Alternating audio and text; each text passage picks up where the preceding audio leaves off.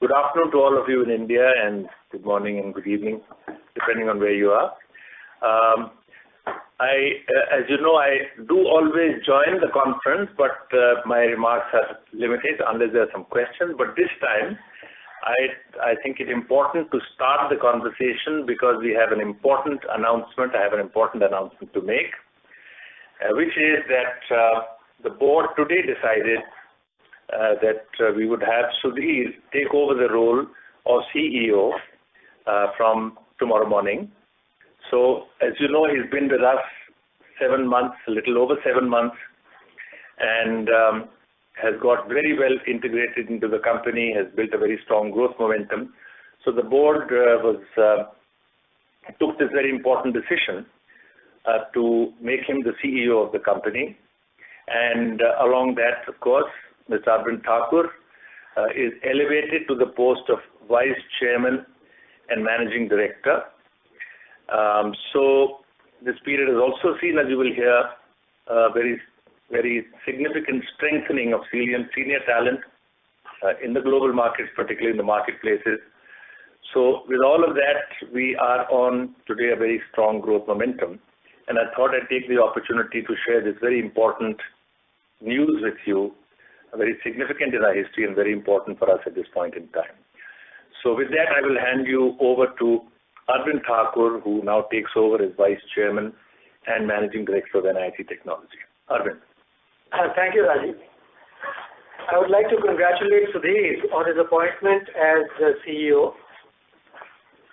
Over the past many months, we have worked closely across all parts of our business with our customers, staff, and other stakeholders to effect a smooth transition. He has infused new energy into the organization, which is visible in the improved business momentum that we see.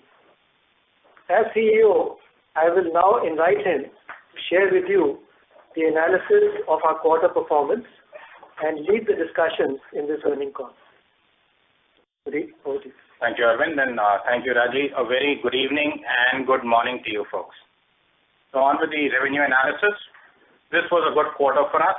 Our revenues have expanded 2.6% sequentially to 7,565 million during the quarter, and that represents an improvement of 9% over the same period last year. In constant currency terms, revenue has grown 1.7% quarter on quarter, as we derived currency gains on account of rupee depreciation. We saw increased revenues from EMEA, and that region expanded 7.2% sequentially on the back of growth in travel and transport and in NITL. And these two were the prime reasons for the growth during the quarter in this geography, which now contributes to 30% of our global revenues. The Americas again grew 1.5%, despite the drop in revenues on account of Morris as planned. And the growth in the Americas has come on the back of growth in BFSI. BFSI as a sector globally now reflects 50% of our revenue mix. India and APAC today contribute 10% each to the total revenue mix. We continue to experience good traction in the BFSI segment, with the revenues expanding 4% sequentially during the quarter. Travel and transport grew by 4.4%, and travel and transport now represents 28% of the total revenues. And revenues in manufacturing, media, and the others declined sequentially due to the decline in Morris, and they today represent 30% of our overall aggregate revenues. Top 5 clients contribute to 30% of the total revenues, and the top 10 and the top 20 clients contribute 42% and 54% of the total revenue, respectively. On-site revenues for us represent 61% of total revenues. So with that piece around revenue analysis, let's move on to margin analysis.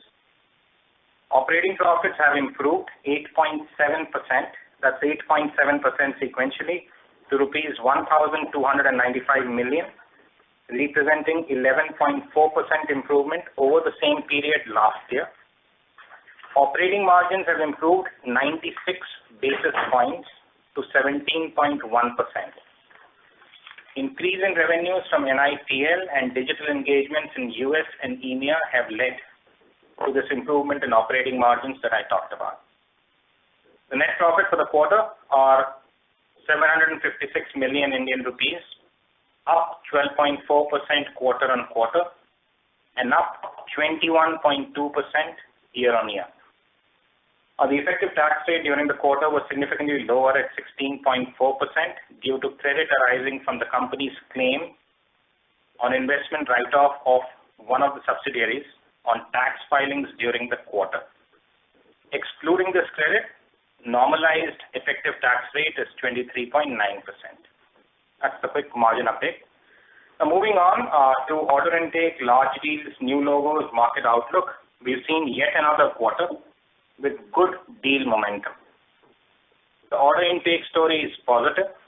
We secured fresh business of $130 million during this quarter. You will recall that the corresponding number for order intake for the last quarter was $122 million. So out of this $130 million order intake this quarter, 82 million came from the US, 25 million came from EMEA, and 23 million came from rest of the world. The group will also recall that in the last call we had shared that we had signed 2 large deals in quarter 2. I had also indicated that we expect to sign at least 2 large deals in the current quarter. I'm very happy to share that in the quarter we actually ended up signing 3 large deals, and all these 3 large deals were signed in the US. We're also particularly happy with the quality of the large deals, since all 3 of these were secured against Tier 1 contenders, and in some cases against multiple Tier 1 contenders. 2 of these 3 large deals were strongly reflective of the domain depth we have built in insurance, and within insurance, more specifically in the Duck Creek and the CSC domains. This domain, and within the domain, the specific product depth that we built clearly differentiated us through the pursuit cycle. The third large deal that I talked about was an expansion of our footprint with a client which was off the back of a complete digital and testing-led proposition.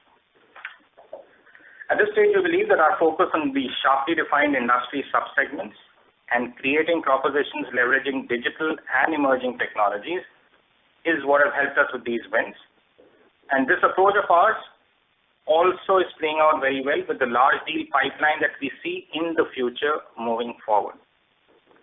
Overall, the deal momentum continues to be exciting, and we expect to add, once again, 2 large deals in quarter 4 across Europe and the US. Moving on to new logos, new client acquisition. We added 8 new customers during the quarter. 4 out of these 8 were in the US, 2 were in EMEA, and 2 were in rest of the world. You will recall we had added 7 new customers in the previous quarter. A little more flavor around these 8 customers and 8 new clients. One of these 8 new clients added to our roster happens to be one of the top 10 retail banks of the world, and it was our integration and automation capabilities that allowed us to create a beachhead here. Another one of the 8 new clients came from the travel domain, where we signed on one of the world's leading cruise lines as a new product, and it was our capabilities around automation, integration, and digital that allowed us to make an entry. And finally, giving you another quick flavor, a third flavor of a new client and the kind of deal that came through was a multi-year digital and DevOps-based deal for upgrading the website of a large travel provider. Quickly making a segue onto order book and executables. Order book executable for the next 12 months stands at $329 million. This number has risen from $320 million last quarter. In the last 2 calls, you will recall we had called out the investments we are making in strengthening the front-end sales and capabilities team, and that's what Raji talked about at the beginning of the call as well. That process continues, and the positive outlook that we've shared around market momentum right now has also been a function of the impact that we are seeing from those moves. Quick updates on leadership addition. In addition to the EVP who was hired to run the Europe business in quarter 2, we've added a new Senior Vice President in Sydney to run our Asia and Australia business from Sydney. Another new EVP to oversee our market push into data and automation has been hired in New Jersey in this quarter. 2 new cloud leaders have been positioned in the Bay Area and in London. And overall, our investments in additional hiring for the markets and moving our center of gravity towards the market to drive pipeline and growth will continue. A quick report out on delivery. The delivery engine at NIIT Technologies continues to operate at high utilization levels. You've seen some of those metrics. And our plans around AI insertion, higher levels of automation into our delivery factory have underpinned some of the margin improvement that we saw. The focus continues to be on execution quality and on customer delight. And beyond just the regular testimonials, one of the strongest endorsements we had around delivery excellence was when the chairman of one of our largest clients came onto the operations floor last quarter to personally congratulate the NTL delivery team on an on-time, on-budget delivery of a 15-month complex integration program across 2 wealth management entities. Moving on quickly to people. There was an increase in headcount by 59 during the quarter. Total headcount now at the end of the quarter is 9,081. Utilization during the quarter declined marginally to 79%, and attrition stands at 10.6%. Balance sheet highlights, you would have seen some of this. Cash and bank balances stand at rupees 6,906 million. That's an increase of 443 million Indian rupees over the previous quarter, and an increase of 1,220 million Indian rupees over the previous year. The capex spent during the quarter was 127 million Indian rupees, and the debtors at the end of the quarter stand at 70 days of sales outstanding.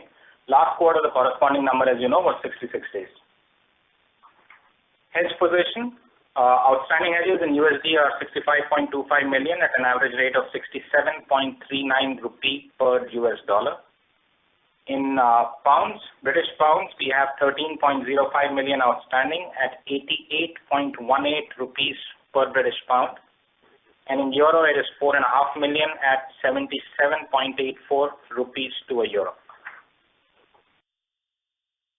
Finally, the positive global macro environment, coupled with our own growth momentum, backed by the strong pipeline of large deal closures that I talked about this quarter, the previous quarter, the new logo additions, give us clear confidence of sustained growth, despite the setback caused by Morris being acquired by Gatehouse. As shared earlier, Morris was acquired by Gatehouse, and the immediate impact on revenue was expected to be $1 million in Q3. Despite that, we have grown in Q3, which is traditionally a soft quarter for the industry, on the back of the strong deal momentum that we've been referencing. For us, deal momentum continues to be good. There's very healthy order intake, even in this quarter, including great momentum around large deals and increased number of new logos coming in as referenced. Based on discussions with Gatehouse, it appears going forward we'll be able to retain only a quarter of the business on an annualized basis. We anticipate a decline of another $1.5 million in Q4 and a further decline in fiscal year 2019 in this account. Despite this, we expect robust growth in Q4 on account of our deal momentum, with margins to also expand sequentially. We also expect to continue securing large deals in Q4, and we are planning for double-digit growth in fiscal year 19. That's a quick update. I'm going to pause right now. Just a clarification. I think somewhere in the beginning you mentioned BFSI was 50%. It's actually 43%. 43%. Just want to make that clear. Thank you. Yeah. Thank you. Should we open the floor for Q&A now, sir? Yeah. Yes, Margaret. Thank you very much. We will now begin with the question and answer session. Anyone who wishes to ask a question may press star and one on your touchtone telephone. If you wish to remove yourself from the question queue, you may press star and two. Participants are requested to use handset mode while asking your question. Anyone who would like to ask a question, please press star and one at this time. Ladies and gentlemen, we will wait for a moment while the question queue assembles.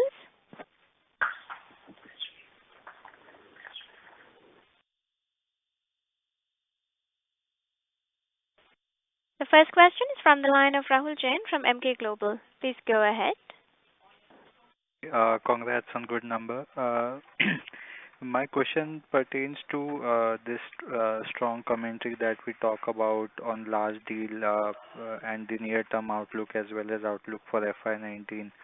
So if I have to correlate this with the kind of order intake that we had for the first 9 months, I mean, there is definitely an uptick, but that uptick does not look very significant, and even from an 12-month order execution perspective, that number is not growing that significantly for us to believe that this growth could be upwards of double-digit kind of a thing.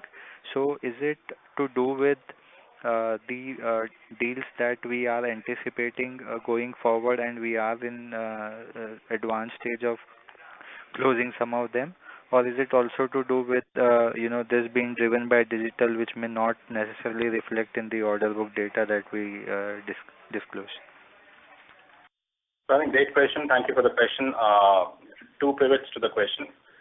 One reason for that is exactly the one that you talked about towards the end of the question, which is that with the digital revenues now increasing and digital revenues now standing at 25% of our global revenues, digital revenue timeline and execution tends to be shorter cycle. So some of that gets built into the order executable number that you're seeing. The second, and I think the more important point that I want to make, is that you have seen our order executable this quarter end at $329 million, and that is a material shift after multiple quarters.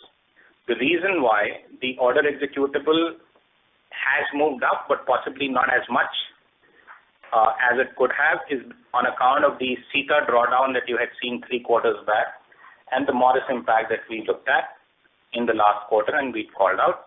However, as you would have noticed, order executable has gone up from 320 to $329 million, and the order intake is at $130 million for the quarter.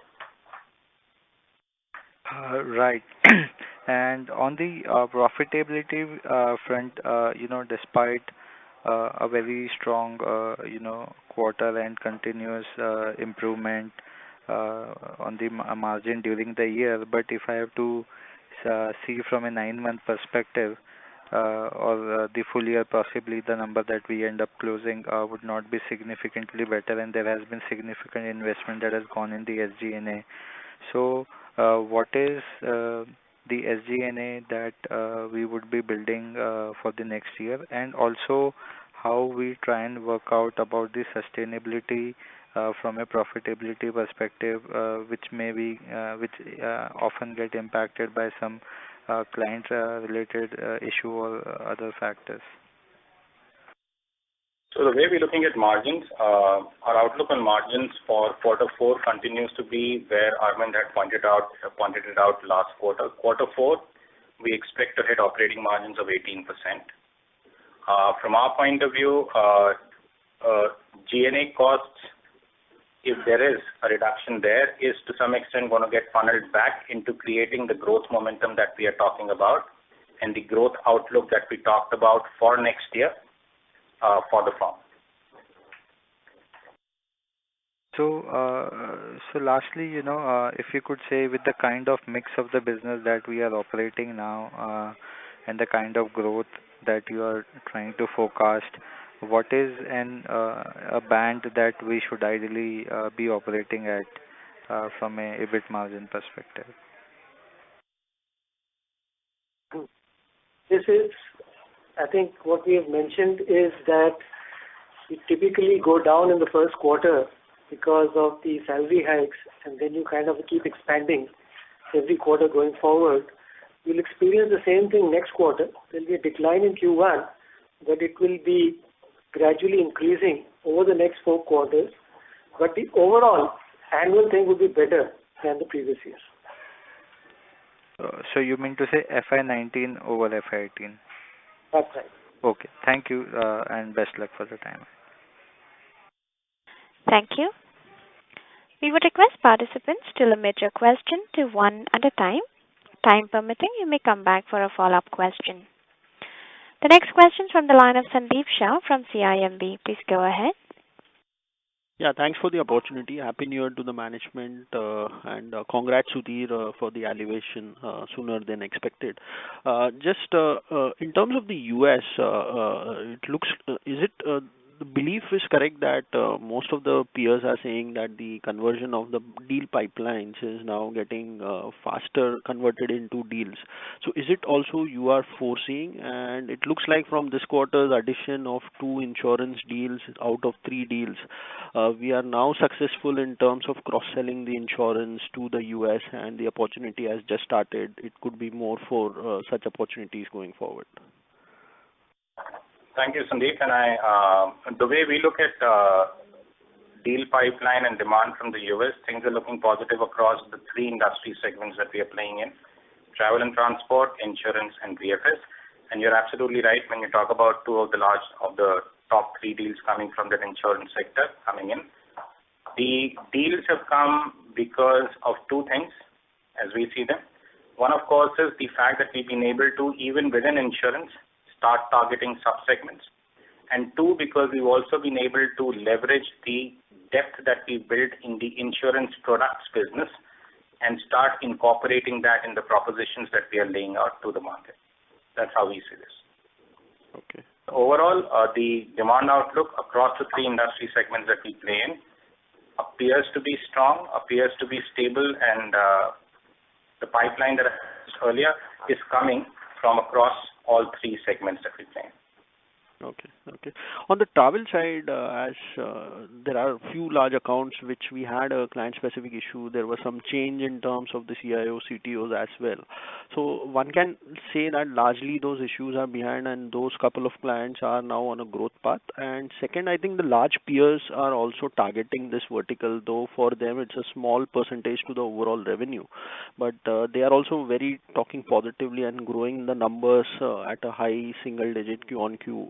So you believe that large players increasing focus on this segment is something in terms of a competitive worry for you, or you believe no, that's the spend would be enough for everybody?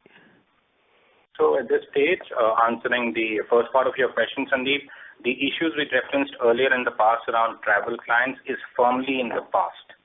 The large travel clients that we talked about are on a very sharp revenue rebound for us right now. We've grown sharply in those clients, and we expect the momentum to continue, and it appears it might accelerate further from where it is. So that's question number 1 for you. Second, travel for us has in some ways represented for many years, for a decade or so, a core strength area. The clients that we have happen to be marquee clients. The relationships we have tend to be, for a lot of these clients, as old as 20 years in terms of relationship tenure. And quite honestly, at this stage, we're not too worried about tier 1 players focusing on this sector. I must point out that tier 1 players have always been focused on this sector. So any large deal and any client relationship that we've operated in over the last 10 years, at least in our top 3 to 5 clients, all the clients have tier 1 players in the mix for the last 10 years already. So just summing it up, the answer to your second question is not terribly bothered at this point in time around tier 1 players coming in because they've been there for a while. Okay. Okay. So is it fair to say FY19 you will start with almost no portfolio or a client-specific issues, and the momentum would be better on an organic basis, X of Morris for the FY 2019? That's correct. X of Morris, no other issues that we foresee. Okay. Okay. Just last thing, in terms of this year being a very good in terms of execution of the delivery. So if you look at the growth, which is likely to be a kind of close to double digit, for in dollar terms in FY18, the manpower addition would be close to like 2.5 or 3.5%.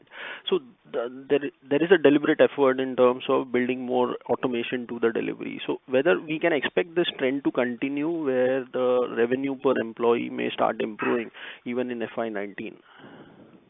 We expect it to continue, Sandeep, because there are three very conscious interventions that we are making into the delivery factory. Automation is one pillar that we talked about. We are working through how to make sure that AI injection becomes more systematic, and we are also trying to leverage tools working off the cloud. That trinity, I think, will lead us to the part that you're talking about, which is more automation and a stronger delivery factory getting constructed. Okay, so this trend can continue in FY19 as well. That's how we see it right now, yes. Okay. Yeah. Okay. Just last question on the taxation in the US. So firstly, just want to ask whether the BEAT provisions of the US are applicable to you looking at your size, or it's not at all applicable. And if you can give a color how the effective tax rate will look like in FY 2019. So this is Amit here. If you really look at the gross receipts of NIIT Technologies businesses in US, we do not meet the threshold of $500 million which is being set for BEAT. So it's not applicable to us, and this won't impact our performance.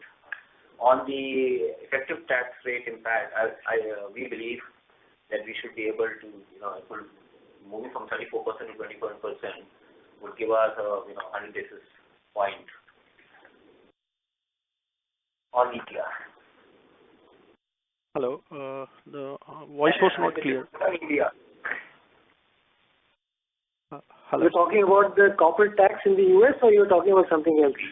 No, I'm talking about the impact of the US tax reforms on the effective tax rate on FY19 on a consolidated. 100 basis points. About 100 basis points will be advantageous. Okay, so for us, the ETR will reduce by 100 basis point in FY19. Yes. Okay. Okay. Any range which you can give, at which range we would be in terms of tax rate? 24. Okay. Okay. Thanks. I may have more questions will come in a follow-up. Thanks and all the best, and congrats on a very good execution. Thank you, Sandeep. Thank you. The next question is from the line of Dipesh Mehta from SBI Cap Securities. Please go ahead. Yeah, thanks for the opportunity. Just three questions from my side. Whether now we believe our leadership team is full in place kind of thing which can drive fire all cylinder for us to meet double digit kind of what we are indicating, or we still believe there are some gaps, and if there are, where you would like to have some changes. Second question is about the deal intake. Do you think 120-130 million range is sufficient for us to reach to double digit, or you expect that we should monitor it and it should show some uptick, and what that number would be where you are comfortable for sustaining double digit growth rate? And last question is about Morris. Can you help us understand how the decline would be in FY19? It would be staggered, or in Q1 it would be fully reflected? Thank you. Okay. Thank you for the question, Mr. Mehta. Let me just take each one of them in order. The first question that you had was around the leadership team and whether we believe there are gaps. Sitting where we are right now, we actually see no gaps, but we do see opportunities to augment the leadership team, and the augmentation that you might hear about as time progresses is going to be largely in the markets, but no gaps is the current assessment that we have. The second question that you had was around order intake and whether 120 to 130 million US dollars is a figure that we are comfortable with. I think the honest answer to that is it's a number that we are pleased with, because if you look at our numbers over the last 2 quarters around order intake, this quarter is $130 million, last quarter was $122 million, and the quarter before, I believe, was $112 million, right? So we're very pleased with the trajectory around order intake. Obviously, the ambition, in line with what I said, the commentary that I provided around planning for double-digit growth for next year, means that we will try to keep pushing it northwards. So that's a quick answer around number 2. Number 3, Morris. we do expect Morris to go down along the same trajectory that I talked about. As I said, it's going to go down to about a quarter of the revenues, and we do expect, as I said, $1.5 million impact will come in quarter 4, and we do expect further impact in quarter 1 of next year as well. Yeah, so question was in Q1 it would be fully reflected or it would be over Q1, Q2 or the subsequent quarter kind of thing?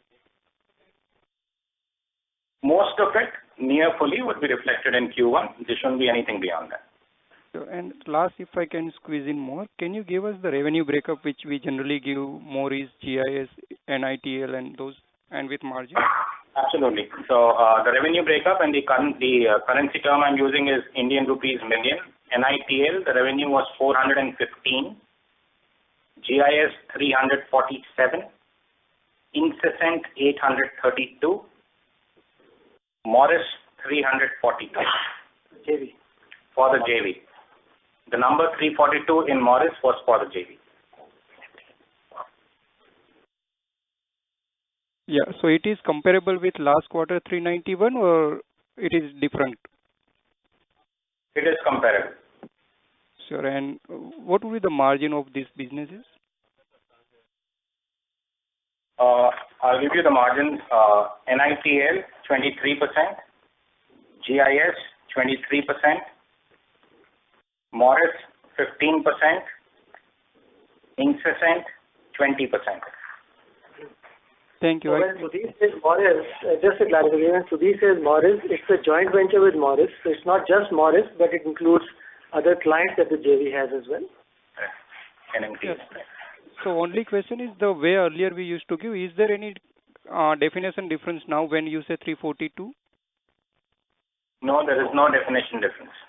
Dipesh, Abhinandan here. Because we do not share client-specific revenue numbers, the reason why we should share the Morris JV numbers is because it's a JV. So whenever we have shared those numbers, those always have been for the JV. Understand. Thank you. Thank you. The next question is from the line of Abdul Karim from HDFC Securities. Please go ahead. Yeah, thanks for taking my question and congrats for best set of numbers. See, you are expecting margin to be better in the Q4FY18, and could you could you expect a better margin scenario in coming year? And my question is what the margin lever you are looking at? So, go ahead. Okay. So I think number one is the quality of revenues. I think as we grow our digital revenues, the margin profile improves with digital revenues.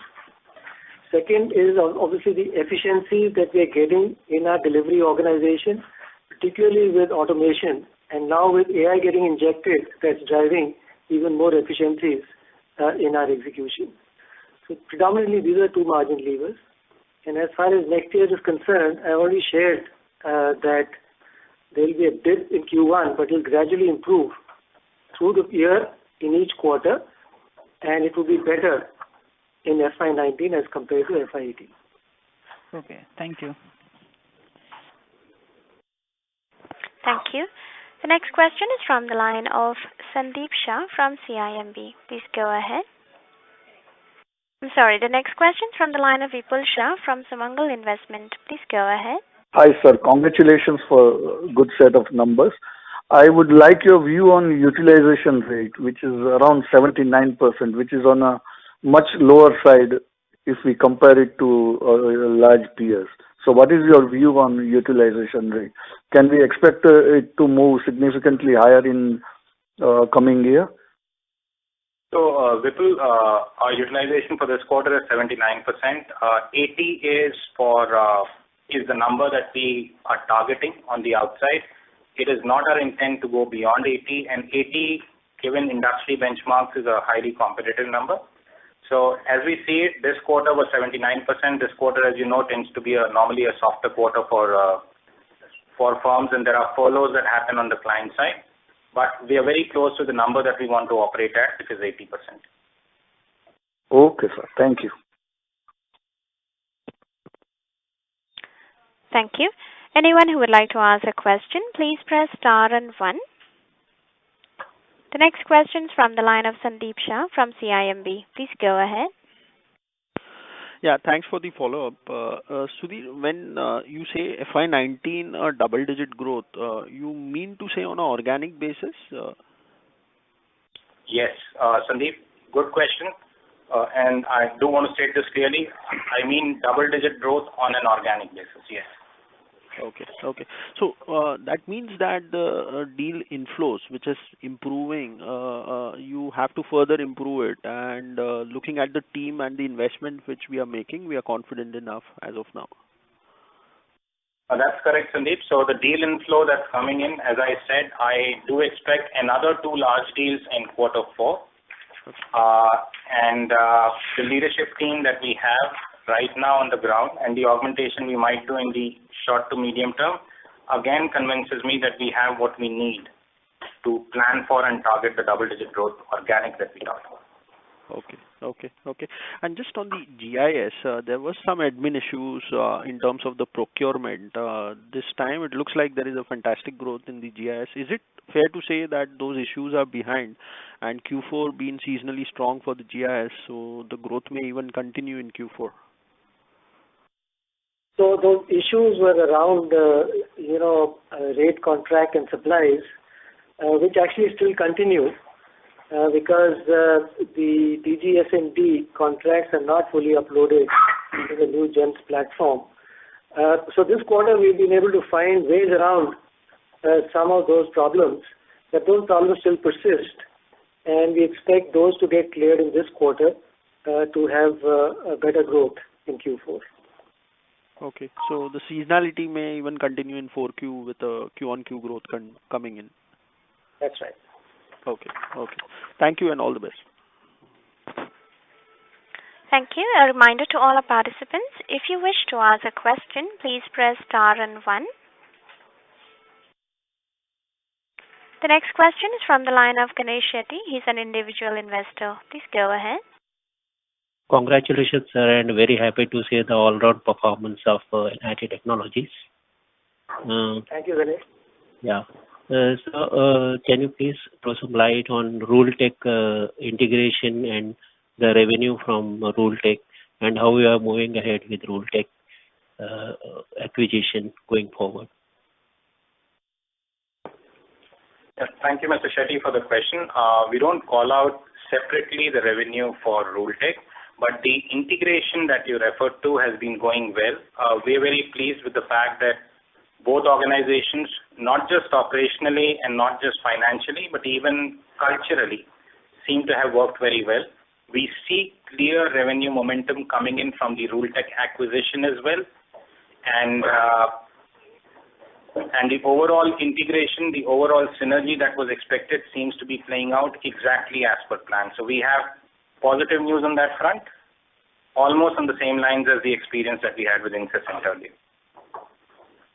And so my second question is regarding Lloyd insurance market, how the business over there is shaping up. So there, Mr. Shetty, the business again is shaping up very well in the Lloyd's market in London. The entity that has been servicing that business has shown positive revenue momentum once again.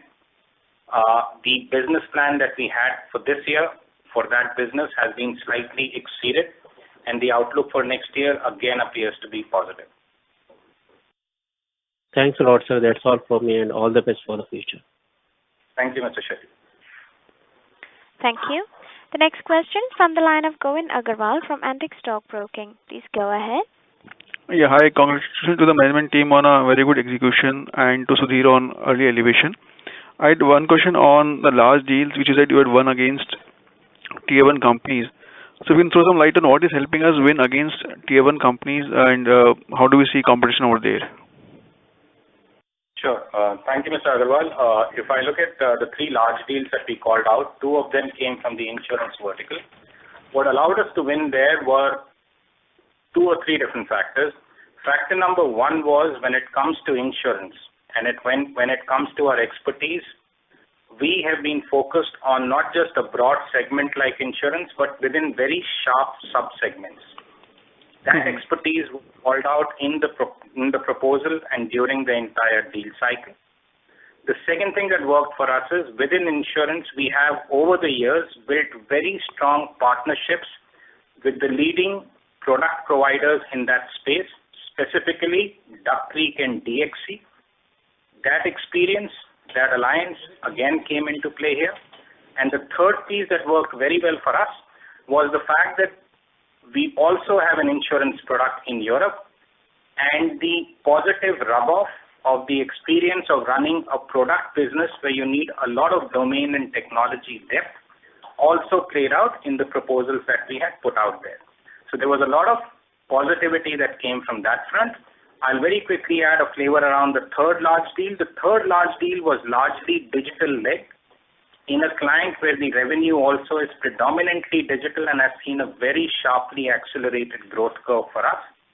So the digital expertise around automation, around digital experience, around emotionally empathetic experience that we've taken to market, again has played out and allowed us to secure the third one. And if you could also throw some light on the deal sizes, total deal wins of large deals, and how will they ramp up across FY19?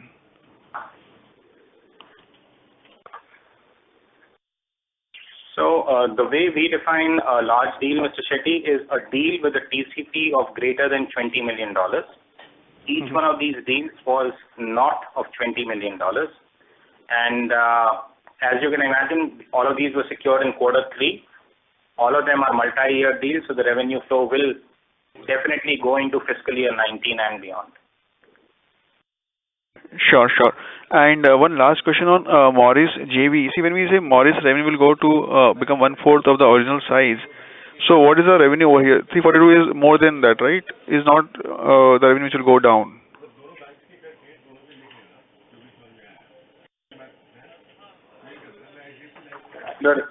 As I said, the number will become 1/4 of the revenue that we derive from Morris as a client, not 1/4 of the overall JV number. So from Morris as a client, which is a subset of the overall JV number, the revenue will come down to 1/4. Sure. Okay. Thank you and all the best. Thank you. The next question is from the line of Dhanashree Jadhav from Anvil Shares and Stock Broking. Please go ahead. Thanks for taking my question. Congrats to the management on good set of numbers. I have a question related to the government vertical. Just wanted to know how the project Smart City project is panning out, and if you can throw some more light on it and the revenues that we would get from it in FY19.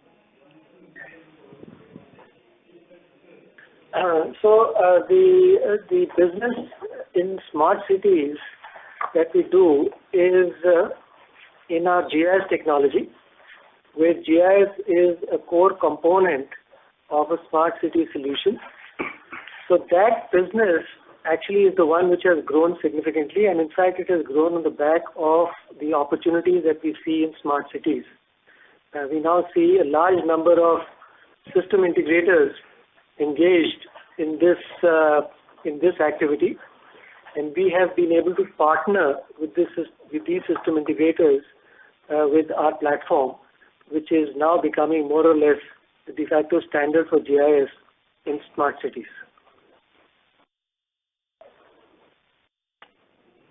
So if you can throw some light on what is the revenue that we could see coming from this side of the business, considering that the guidance that we have given of double-digit growth for FY19?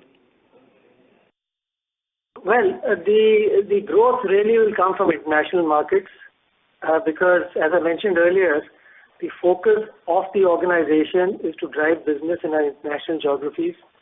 There is not a focus in our domestic, particularly the government business. We don't have that focus. Smart cities is not treated as government business because we work with system integrators as well as SPVs that have been created for engaging with smart cities. Thanks. That's it from my side. Thank you. Before we take the next question, we would like to remind our participants, you may enter star and 1 to ask a question.